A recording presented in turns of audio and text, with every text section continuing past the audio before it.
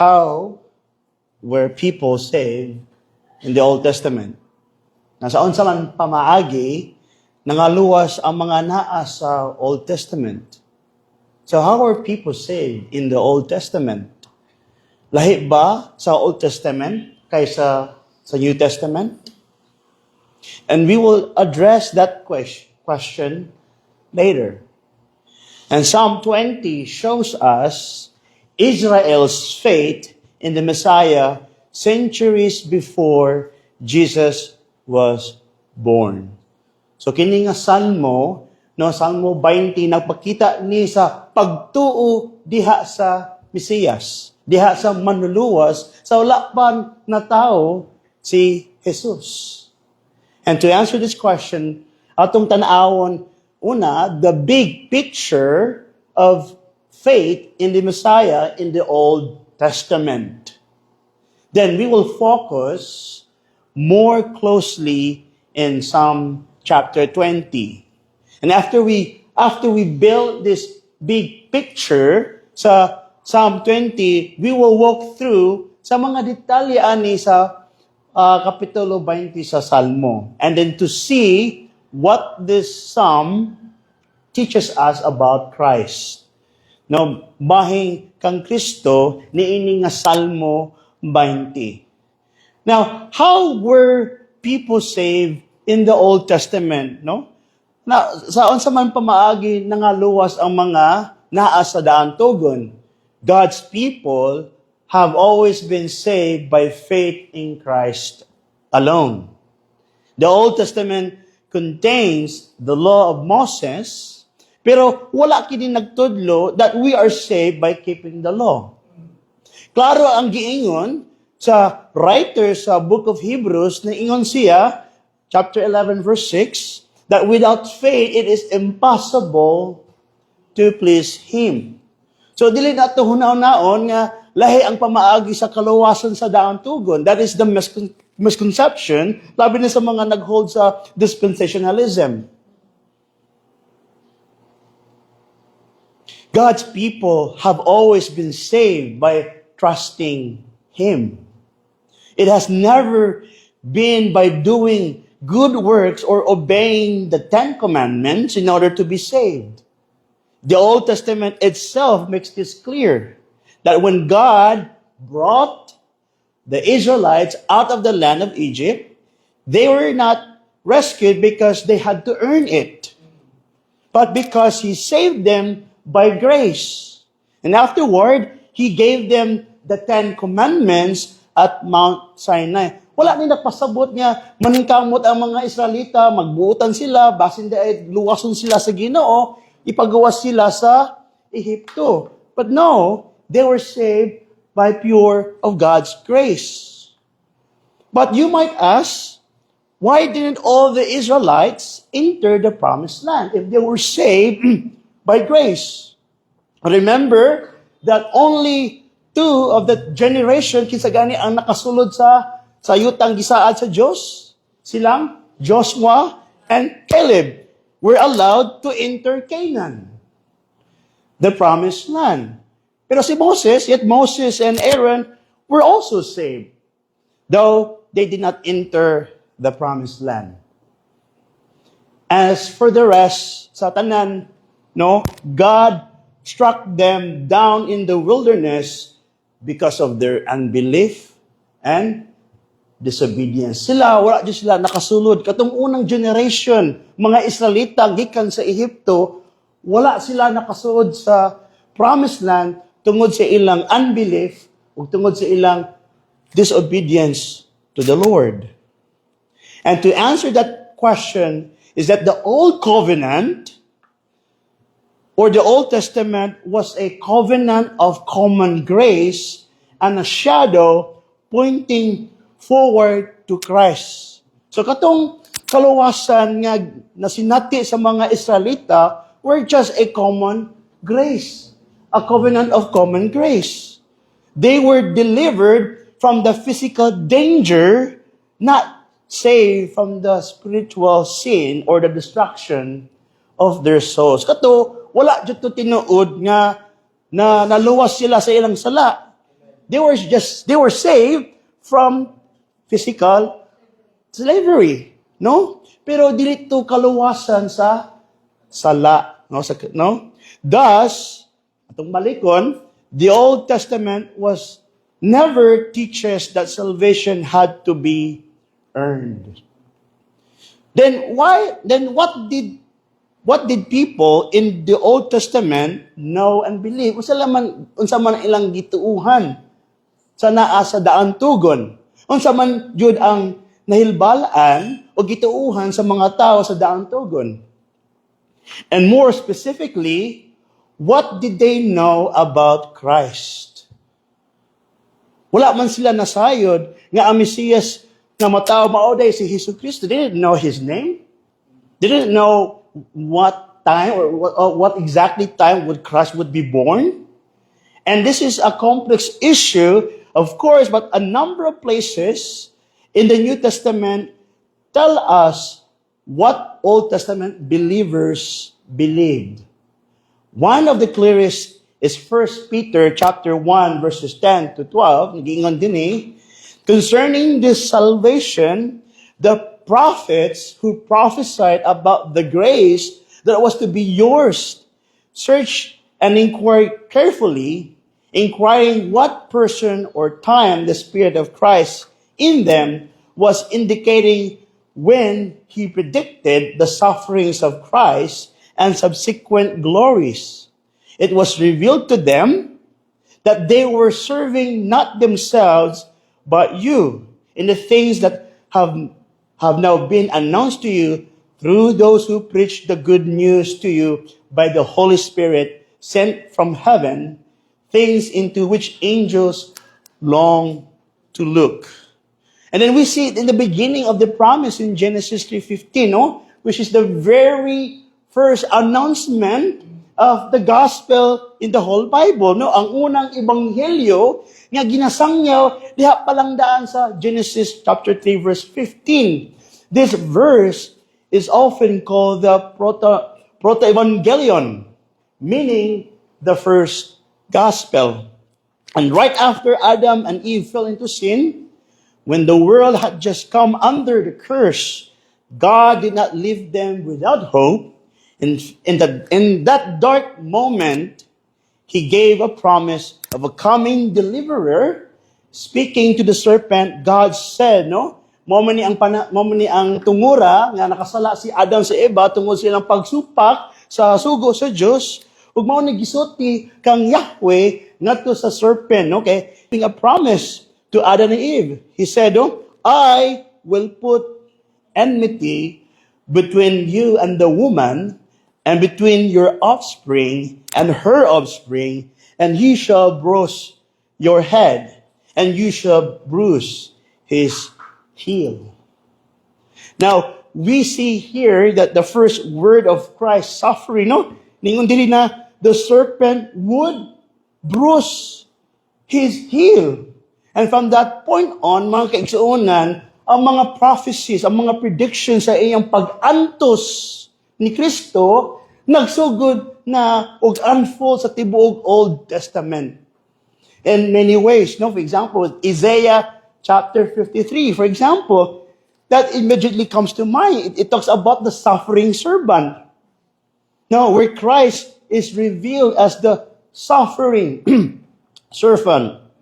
But we also see here the first word about Christ's glory, that He would triumph by crushing the serpent's head, Ug uban mga prophecies sa iyang sufferings nagkadaghan throughout the Old Testament, nagkaananay, nagka-unfold bahin kang Kristo, bahin sa iyang pag-antos ug bahin sa iyang himaya.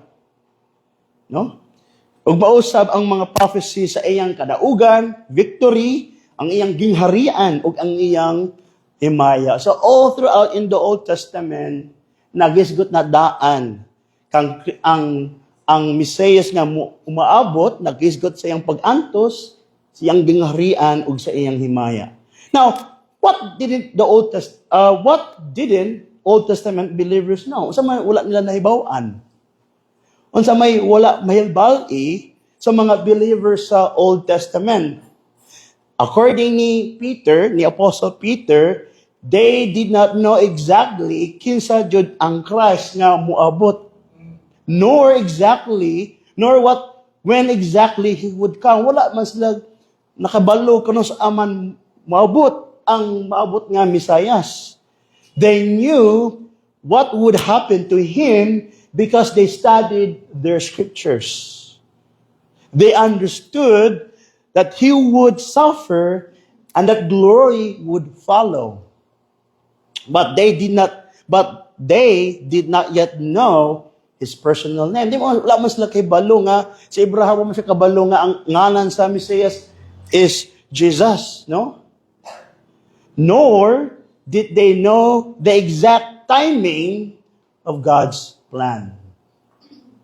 And this is the big message of the New Testament, that the promised Christ is Jesus of Nazareth, that he was born of the Virgin Mary, and he was under Pontius Pilate, that he suffered, died, and rose again.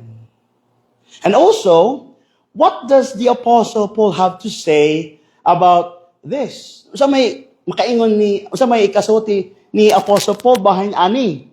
In 2 Timothy chapter 3 verses 14 and 15, Paul also teaches that the Old Testament teaches faith in Christ. No, si Timothy nakakaton sa Old Testament, no? Sa scriptures, gikan pa sa iyang inahan, no? Yung Jewish mother and grandmother, Paul says to him, no? Ingon si Paul ngadto kang Timothy, but as for you, continue in what you have learned and have firmly believed, knowing from whom you learn it and how from your childhood you have been acquainted with the sacred writings, which are able to make you wise for salvation and faith in the Lord Jesus Christ. So the scriptures that Timothy had from infancy are the books of the Old Testament. And the New Testament had not yet been written. Wala pa man na kompleto or wala pa man nasulat ang Bagong Tugon. Wala pa man nasulat ang New Testament atong panahon na. But according to Paul, the Old Testament teaches that salvation is by faith alone. And the object of this Old Testament faith is Christ Jesus. So si Jesus mismo, mga kaigsunan, naingon siya sa daon tugon nga ang daon tugon nagtudlo bahing sa iyang mga pag-antos o ang iyang himaya. Tanawa sa Luke chapter 24, records some of Jesus' last words with his disciples, no? Luke chapter 24, verses 44 to 47. But then he said to them, no, these are my words that I spoke to you while I was still with you, that everything written about me in the law of Moses and the prophets and the Psalms must be fulfilled. Then he opened their minds to understand the scriptures and said to them, thus it is written that the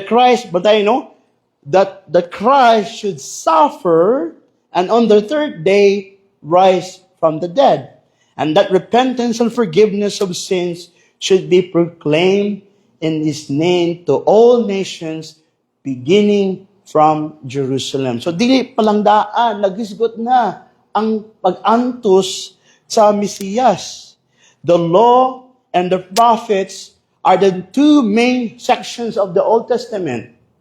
No? Ang mga pulong ni Jesus diri, mga kaigsuonan, naglakip sa Psalms as part of the prophets, and according to Jesus, each part of the Old Testament scriptures testifies about his suffering, his death, and his glory. And the first time faith is mentioned in the Bible, that it is centered on the Messiah. And God had promised Abraham that he would bless all the nations of the world through him and his descendant, or seed. But Abram, no, kilala si Abram, was childless. And it seemed like God could not keep his promise. No? In Genesis chapter 12, verses 15, 1 to 6, it says, after these things, the word of the Lord came to Abram in a vision. Fear not, Abram, I am your shield. Your reward shall be very great.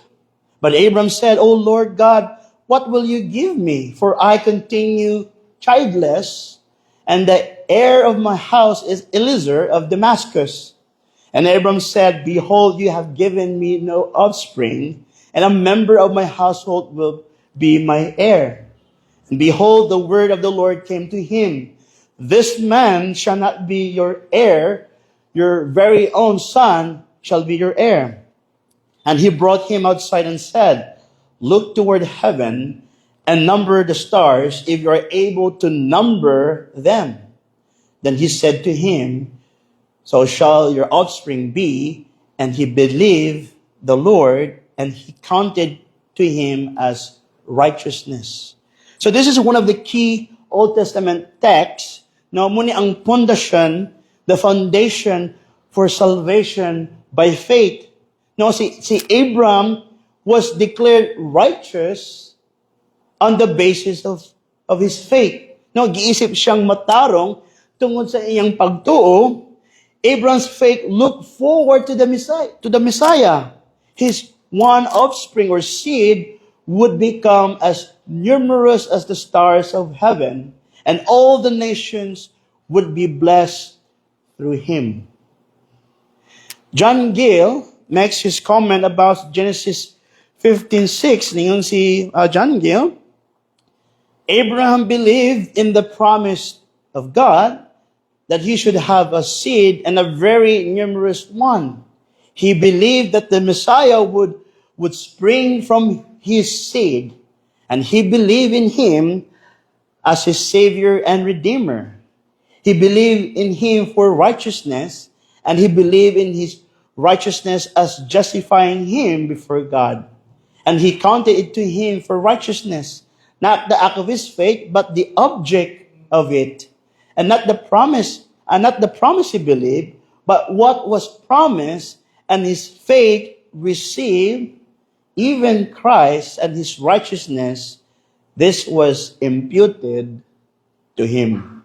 So Gill is saying that Abraham was counted righteous not because of faith itself was a work but that earned salvation, but because by faith he was trusting in the promised Messiah who would come from his seed.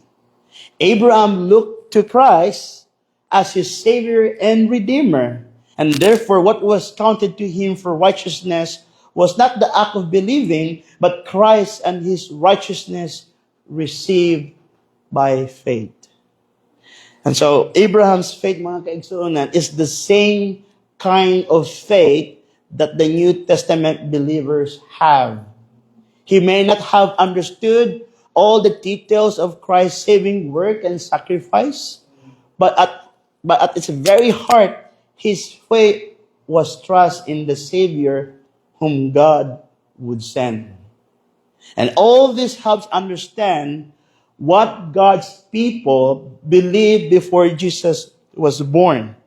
And from the early chapters of Genesis onward, ang scriptures already spoke about the Messiah's suffering and his glory. And of course, these truths became clearer little by little. Nagkaanam na ug kaklaro, na ginapakita diha sa Old Testament. And as Old Testament believers read and studied the scriptures, they placed their hope in the Messiah, and that the man God would raise up to defeat Satan and bring blessing to the nations. And so, unsa may title ni ining the title that I given for chapter 20 is this, the faith of Israel, from chapter 20, verse 1 to 9. So please open your Bibles with me to Psalm chapter 20, verses 1 to 9. To the choir master of Psalm of David, may the Lord answer you in the day of trouble. May the name of the God of Jacob protect you. May he send you help from the sanctuary and give you support from Zion. May he remember all your offerings and regard with favor your burnt sacrifices. Selah. May he grant you your heart's desire and fulfill all your plans. May we shout for joy over your salvation. And in the name of our God, set up our banners. May the Lord fulfill all your petitions. Now I know that the Lord saves his anointed. He will answer him from his holy heaven with the saving might of his right hand. Some trust in chariots and some in horses, but we trust in the name of the Lord our God. They collapse and fall, but we rise and stand upright. O Lord, save the King.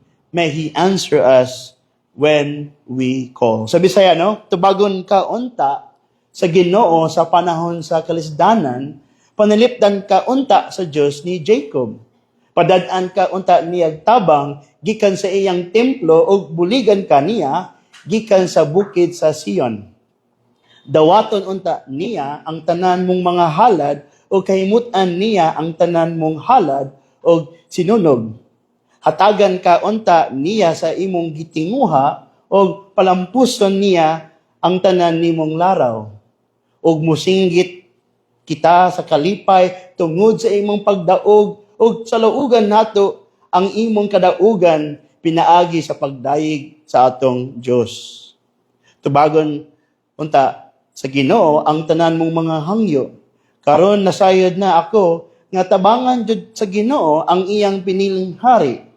Tubagon niya siya dito sa balaan niyang langit o pinaagi sa iyang dakong gahom. Hatagan niya dakong kadaugan. Ang gisaligan uban sa uban mao ang ilang mga karwahe o ang uban ilang mga kabayo. Apan ang atong gisaligan mao ang gahom sa Ginoo nga atong Dios. Mga luya o mga pukan sila apan mobarog kita nga lig-on. Hatagig kadaugan ang hari o Ginoo o tubaga kami inigsampit namo. Let us come before the Lord in prayer. Among Diyos Amahan, salamat ni ining takna sa kamuntagon o hangyo kami o Diyos nga imo kaming tabangan sa pagsabot ni ining teksto nga among bagatun-an karon. Hayagi ang among mga salabutan nga makita namo nga si Kristo ni ining Salmo 20. Og ikaw mamuhat ka sa among taliwala nga madunggan namo ang mga pulong gikan kang Kristo.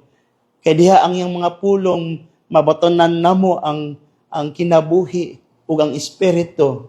Ang mga pulong sa tao walay kapuslanan. Apan diha sa mga pulong ni Kristo niini nga iyang mga pulong maoy naghatag kini kinabuhi ug kaluwasan. O Lord God, ubani kami sa among pagmubo nga pagtuon ni ining chapter 20. In Jesus Christ we pray. Amen. So what is the main idea for this whole chapter of chapter 20? Nga mao ni no? God's people in the Old Testament were saved by faith in the coming Messiah. And the Lord's anointed who would suffer, pray, be heard by God, be delivered, and bring salvation and joy to his people. And what would be the transformational intent of chapter 20? Is that to move his people to place their confidence not in human strength, but in Christ alone. To pray for him, to rejoice in his victory, to submit to His kinship, and to trust that His salvation is their salvation. And so, to give a better understanding of chapter 20, no, Israel's faith helps us understand chapter 20.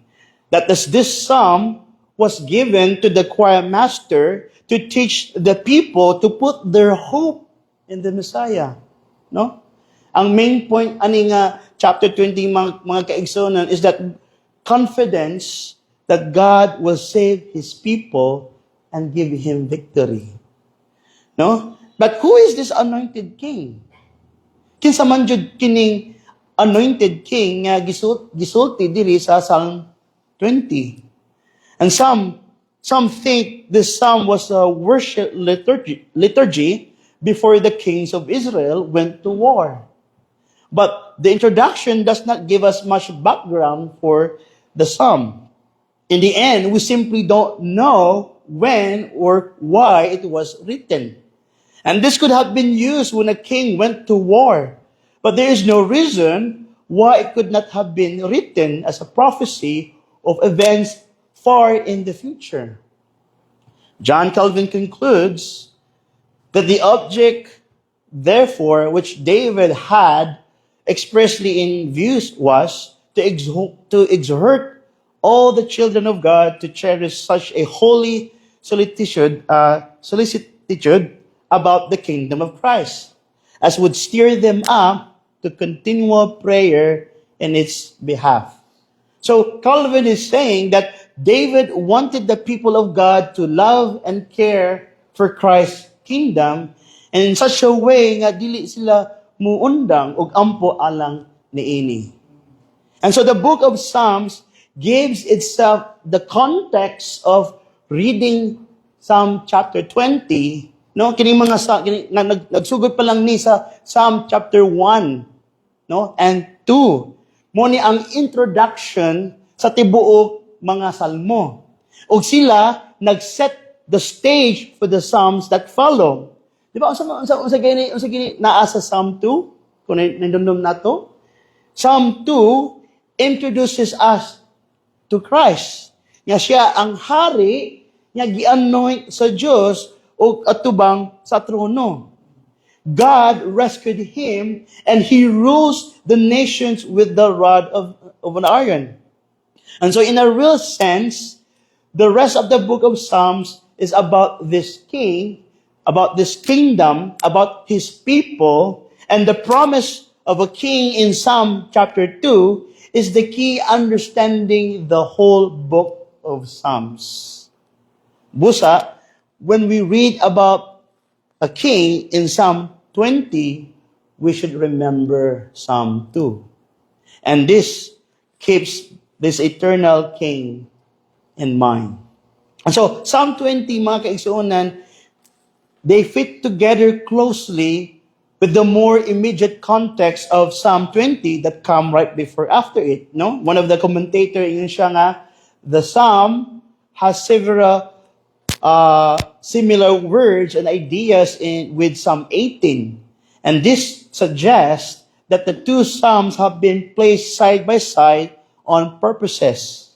Psalm 18 shows that God has already given the blessings asked for in chapter 20. Or we may say it this way, Psalm 20 expresses confidence that God will do again for His people what He had already done before in chapter 18. And so in Psalm 18:6, the king calls to God in his trouble or distress. In Psalm 20, the people pray for the king in his day of trouble. In both Psalms, God answers the king from heaven, supports him, and saves him. And so Psalm 20 is looking at the victory of Psalm 18 from a different angle. In Psalm 20, we hear the voice of the people praying for the king and trusted him. And so the introduction tells us, no, usa kini nga salmo ni David, no? A psalm of David. No, ang word nga of diri, kung tanawon ninyo sa yung Bibles ninyo, can have a different meanings. In Hebrew, it could mean that this psalm is about David, written for David, or written to David, or written by David. But when Jesus quoted Psalm 110 in the temple, yang gipasabot ang phrase nga of David to mean written by David. Following Jesus' example, it seems best to assume that when a psalm is introduced by the words of David, it means David wrote it, unless there is a good reason to think otherwise. And so if King David wrote Psalm 20, he is writing about another king, his descendant, Christ, the Messiah. He mentions this coming king in chapter 18, verse 50. Great salvation he brings to his king and shows steadfast love to his anointed, to David and his offspring forever. So here in chapter 20, he is speaking to this other king. May the Lord answer you in the day of trouble. So David is writing about Christ, mga kaigsuonan. King David and all the people put their faith in him. David prays for Christ, his great son who would be born 1,000 years later. David hopes in Christ. Now I know that the Lord says he is anointed in verse 6. And verse 9 tells us that David submits to Christ. No? O Lord, save the king. May he answer us when we call. So God will answer the king, and the king, in turn, will answer the people. Now, with the word we, King David includes himself and the rest of the people to say that he will call on his greater king. A king does not appeal to someone lesser than himself. He commands them to do what he wants. A king only appeals to someone greater, a greater king. So with the word we, David includes himself with the people who call on this king. David recognized that his offspring would be greater than he. And so this is the point that Jesus made clearly when he quoted Psalm 110. No? Now the Lord says to my Lord, sit on my right hand until I make your enemies your footstool. So David himself calls the Messiah my Lord, submitting to him and recognizing his superior greatness. So at the heart of the Old Testament, great King David put his trust in a greater king. And so in Psalm 20, David submits to Christ and looks forward to his kingdom. And so we have seen that the Old Testament believers were saved by faith in Christ. We have looked at faith in Christ in Psalm 20 as a whole. Now this brings us to our last question. What do we learn more specifically about the Messiah in Psalm chapter 20? Based on chapter 20, what did God's people know about Christ before he was born? How does Psalm 20 show that we know about Jesus ourselves? And so Psalm 20, mga kaisonan, mao ni ang mga pag-ampo sa mga katawhan sa ilang hari, no? It's the people's prayer for their king. And strictly speaking, the people are speaking to the king, dili not to sa Diyos. So as a prayer, it is an indirect prayer. The people are telling the anointed king what they want God to do for him. Karon, it may strange to think about praying for Christ. After all, Jesus is our great high priest who prays for us. But inondumi, Jesus was a human being sama nato. And as a man, he came to walk the hardest road any man ever walked. And you can be sure that Mary prayed for him katong bata pa siya. And for 1,000 years before he was born, faithful Jews prayed for him. Kada kanta nila kining salmo. So let us go to our text, no? Number 1, a prayer for the king's protection. Let's read from verses 1 to 3. May the Lord answer you in the day of trouble. May the name of the God of Jacob protect you. May he send you help from the sanctuary and give you support from Zion. May he remember all your offerings and regard with favor your burnt offerings. Selah. So the Messiah would have a hard and troubled life. As the people prayed for Christ with the words of this psalm, they should have learned that the coming king would be pressed so hard that he would need God to intervene and send help from heaven. Now, the Messiah of this Psalms is a suffering Messiah. And in fact, Jesus' life was full of hardship. No, nakita nato nga si Jesus puno pag-antos, no, while he was here on earth. He was being despised, he was being beaten from his enemies. No? So he was the suffering Messiah. In fact, Jesus' life was full of hardship. He was a refugee. No? Katong panahon na nga natao siya, King Herod was attempting to kill him. So he was a refugee. His parents fled to Egypt shortly after he was born. When you see pictures of families who have lost everything and left home, think of Christ. This was the pattern of his life. Isaiah said to him, he was despised and rejected by men, a man of sorrows and acquainted with grief. And so Psalm 20, kini mga kaigsuonan, tells us that Jesus would respond to this trouble by turning to God in prayer. And when the people say, may the Lord answer you, no, in verse 1, this implies that Christ called out to God for help. Jesus was known as a man of prayer. He rose early to pray. He prayed through the night on occasion. In the Garden of Gethsemane, he sweat drops of blood.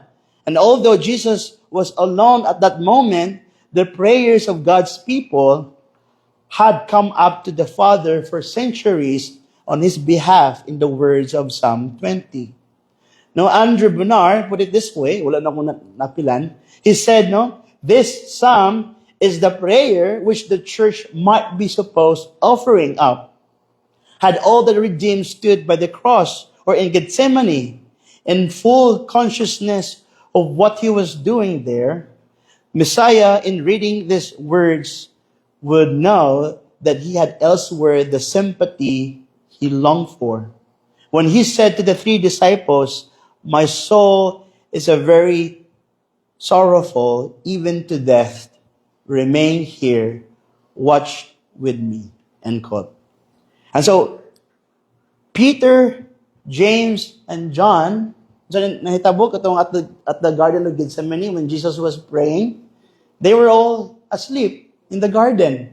But millions of Old Testament believers had already prayed for him in the words of Psalm 20, asking God to hear his agonized cries and respond. And then from verses 5, no, it continues with the confidence and joy of God's people having their Messiah. No, the king's success brings joy to his people. Verse 4, may he grant you your heart's desire and fulfill all your plans. May we shout for joy over your salvation. And in the name of the Lord our God, set up our banners. May the Lord fulfill all your petitions. So why would the people celebrate when God saved their anointed king. The king represents the people. No? Pinilitan diri sa Pilipinas, no? Si BBM nagrepresenta sa Pilipinas. And so the king, again, represents the people, and their life is bound up in his. If a king wins a great battle, no, kung ang hari mudaog, no, diha sa gubat, the nation has won a great battle. And if the king loses, the whole nation is defeated. And so by rescuing the king, God is rescuing and blessing the people as a whole. Psalm 20 taught men and women in the Old Testament times that their lives were bound up in the life of the Messiah. That he would be their representative, his victory would be their victory, and his salvation would be their joy. And so this was fulfilled in the life of Christ. When Jesus was preparing his disciples for his death, he said to them, I will see you again, and your hearts will rejoice. And no one will take your joy from you. And after the resurrection, they were filled with joy. No? And everyone who comes to Christ finds joy. Joy is the emotion of salvation. We sing for joy because God saved our King. And we are saved with him. And so the bond of love between the Messiah and his people is so close that they trust him completely. We do not trust our leaders. We do not trust our system. No? In the Philippines, where there is corruption everywhere. But this Messiah is a leader that we can trust him. The people give the king, a trust, asking God to fulfill all your plans and fulfill all your petitions. What kind of man is he if every plan and purpose of his heart can be trusted? He is a good man, brethren. He is a perfect man. He is a godly man. He is God become man. He is our Savior. So, brethren, Jesus' plans and his thoughts for you are nothing but good all the time. He thinks about you constantly, and he prays for you in heaven. The Bible says that Christ Jesus is at the right hand of God interceding for us. And so you can trust him. You can rest and relax. Your King has your best in mind. And even in the hard things and the days of trouble. And someday, when we are with God, we will understand his plans for us. In the meantime, we can trust Jesus with our life. And as Jesus prays for us, we can say with Psalm 20, may the Lord fulfill all your petitions. There has never been a silver of a second when Jesus wanted anything second best for us. And since he is God, he is able to work out all things for the good and for his glory. Then let us go to the last part from verses 6 to 9. Now faith in the Messiah's deliverance. Psalm 20 ends with David's great confidence in God's plan for his son, the great king who was to come. Verse 6 to 9. Now I know that the Lord saves his anointed. He will answer him from his holy heaven with the saving might of his great hand. Some trust in chariots and some in horses, but we trust in the name of the Lord our God. They collapse and fall, but we rise and stand upright. O Lord, save the King. May he answer us when we call. And as a prophet, si David, usa man siya ka propeta, He looked forward with the eyes of faith to see the day when God would save His Christ. Did he understand the details of the Messiah? Nasabtan ba? Kabalo ba siya sa tanang detalye about ani nga Messiah? Wala. He didn't know any of these things. But he did know that God would raise up one of his descendants to be the Messiah and sit on his throne.